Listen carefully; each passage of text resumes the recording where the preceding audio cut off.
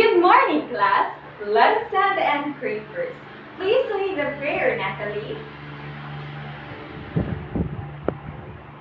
Before you take your seats, please make sure that there are no pieces of paper on the floor. Good. You may now take your seats. I will now check your attendance for today. Who are absent? That's great! I'm glad you're all present for today. So before we start our new lesson, can you still recall the previous topic that we have tackled last meeting? Mishka, what was our topic last meeting? Very good! Now, Egypt. What are phrases? Good job! Now, Natalie, what are the different types of phrases? Excellent! You guys have really understood our lesson last Friday. So now, let's move on to our next lesson. Are you ready? That's good to hear. But before the discussion, let's begin with a short activity. I'll be needing 10 volunteers for this activity. This is called It's a Match. I have here 10 paper strips with 5 sentences. I divided the sentences into 2, which means that each paper strip contains a part of a sentence. After that, you will need to look for the other half of the sentence to complete it. I am giving you 1 minute to find the other half of the sentences. The volunteers, please come in front and get the paper strips. Nice! You guys are very excellent in matching. So what have you observed from the sentences? Yeah. Very good. Now, our lesson for today will really test your matching skills. Have you already heard or encountered the word clause or clauses? Can you define a clause? Please raise your hands whenever you want to speak. Aliyah? Very good. All of your answers are correct. Clauses are a group of words that contains a subject and its verb and is used as part of a sentence. There are 2 types of clauses, the main clause and the subordinate clause. When we say main clause, this is also known as independent clause. These are a group of words that contains a subject and a verb and expresses a complete thought. From the word independent itself, this connotes that the sentences can stand alone because it already has a complete thought. While when we say subordinate clause, this is also known as dependent clause. These are a group of words that contains a verb and a subject but does not express a complete thought. From the word dependent itself, we can imply that the sentence need words or another sentence to complete its meaning. So now, let's use the sentences from the activity earlier to provide you with the idea about the difference between a main clause and a subordinate clause. For the first sentence, I finished fishing at the lake until the sun went down. I here is the subject. So what is the verb? Very good. It's fishing. At the lake is an object of the preposition at. Okay, so now, I finished fishing at the lake is what? Is it a subordinate clause or a main clause? Very good. That is the main clause because it already has a subject and a verb and it already expresses a complete thought. Now, the other half of the sentence is until the sun went down. Until here is a subordinating conjunction, which means that subordinating conjunctions are those that connects a subordinate clause to other clauses or other sentences. So examples of subordinating conjunctions are although, after, even though, as if, as though, as long as, whenever, when, where, because, before, if, so that, since, until, whatever, wherever, whether, and why. Now, therefore, we can conclude that the other half of the first sentence is a subordinate clause because of the dependent marker until which is a subordinating conjunction. Now here, the subject is sun and then the verb is wet. Although it has a subject and a verb, it still does not express a complete thought. Second, when Mr. Robert talks, the children listens. There, when is a subordinating conjunction, which means that the first part of the sentence is a subordinating conjunction. Okay, so when here is the dependent marker, which is a subordinating conjunction. Mr. Robert is the subject and then talks is the verb. So the children listens. Children is the subject and then listens is the verb. So the children listens already expresses a complete thought. That's why it is called a main clause. It is independent in itself. So, understood? Now, third, we first met in London where I lived until I was 9. So, we is the subject and then met is the verb. In London is the prepositional phrase. Now, we first met in London is again a main clause. Now, why would you classify the next sentence as a subordinate clause? Because of the dependent marker where.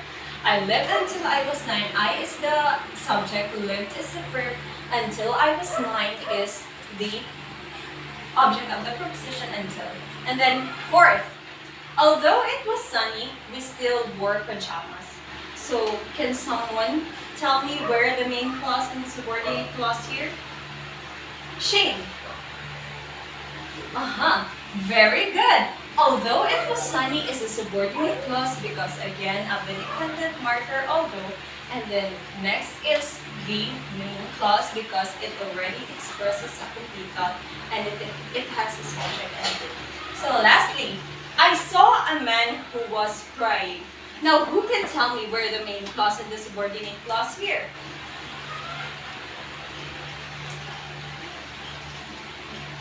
Mishka? I saw a man is the main clause? Yes, very good. I saw a man is a main clause. Now, why would you classify this as a subordinate clause? Yes, because of the word who. Can someone tell me what who is? Alright, so who is a relative pronoun, which introduces a relative clause, which is the subtype of a subordinate clause. That is why, to summarize my point, subordinate clauses has dependent markers called the subordinating conjunctions and the relative pronouns. Muna siya inyong timailhan whenever you want to determine whether it is a main clause or a subordinate clause. Okay, so let's proceed now to the activity. Please count from 1 to 5. Group 1, please stay here, and then Group 2 on the other side, Group 3 at the back, and then Group 4 at the center, please. Please listen carefully with the instructions. Are all ears on me? Very good. So now, I will provide each group with a copy of the summary of the award-winning novel entitled Speak by Laurie Anderson. So since it is just a short summary, I am giving you 5 minutes to read and understand the story, after which I will be giving you again 5 more minutes. Each group should take a sentence from the story which has a main clause and a subordinate clause.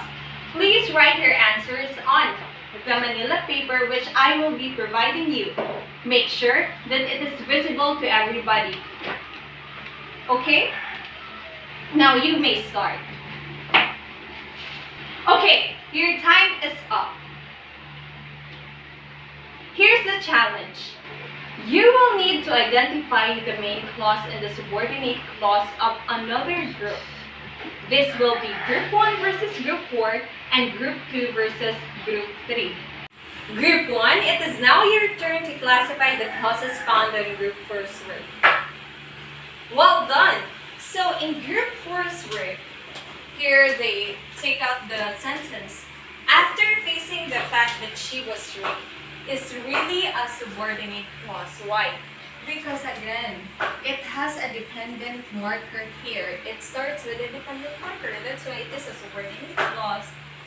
And this is the main clause. Good job, Group 1. Now, Group 4. Identify the main clause and the subordinate clause of Group 1's group. Very good. Now, her only solace at school is the art class, is the main clause. Now, where she is working on a year-long project to create various interpretations of a tree is the subordinate clause because of the word where, which is a subordinating conjunction. For groups 3 and 2, number 2, please identify the main clause and the subordinate clause of group 3's word. So the main clause here is her parents and guidance counselor tried to get her to open up about her poor academic performance, and then the subordinate clause is what Melinda refuses to speak to them. Okay, so now here's the case. Those are both independent clauses. You might ask why. Focus your attention on the word but. But here is a coordinating conjunction, which means that unlike the subordinating conjunctions, coordinating conjunctions only connects two independent clauses. So the coordinating conjunctions are the following: and, or, but, yet, so, and many more. So again, coordinating conjunctions are used to connect two independent clauses. That's why her parents and guidance counselor tried to get her to open up about her poor academic performance is the independent clause, and but Melinda refuses to speak to them is also an independent clause. Next, while Rachel does not believe Melinda, Melinda begins to feel free speaking up. So group number 3, where is the main clause there? Very good. So Melinda begins to feel free speaking up is the main clause again, because it contains a subject and a verb and it expresses a complete thought. Very good. Now, while Rachel does not believe Melinda is the subordinate clause because of the dependent marker while. Is that clear? Wow, you rock, guys. I can see that you are really attentive in participating in the activity, and I can also see that you have really understand our lesson for today. I'm glad you were able to get it. So as a review, what is a main clause? Good! Well, how about the subordinate clause? Good! Now, how will you identify a main clause and a subordinate clause again? Yes, so you identify a main clause if it has a subject and a verb and it expresses a complete thought. Well, it is a subordinate clause when it is introduced by a relative pronoun or a subordinate conjunctions, which I mentioned earlier. So now let's have an oral recitation to test your understanding with the topic. Okay? So please raise your hands to be recognized. I will be giving 10 points for each correct answer. So first, give me an example of a coordinating conjunction. EJ? Ma? Very good. Now give me one example of a subordinating conjunction. Aliyah? Good. So, next, give me one example of a relative pronoun. Mishka? Very good. So, number 4. What are the signal markers in a subordinate clause? That's 2, huh? Yes, those are relative pronouns and subordinating conjunctions. So, what are the 2 types of clauses? Anyone from the group, please? Shane? Yes, that's the main clause and the subordinate clause. Very good.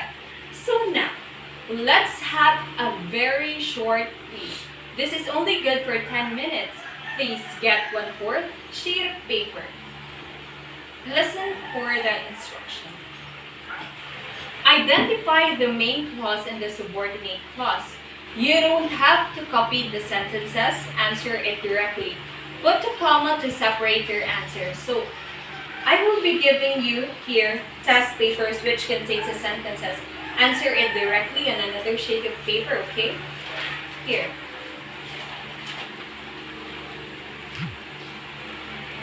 Your time is up. Please pass your papers in front. Now, for your assignment. In a whole sheet of paper, write 10 sentences with the main clause and the subordinate clause and identify each according to type. Just encircle the main clause and underline the subordinate clause. Understood? If that is so, I guess it's already time. Thank you for your time, for being so attentive in our class today, and I'll see you guys again next meeting. Thank you very much, and class dismissed.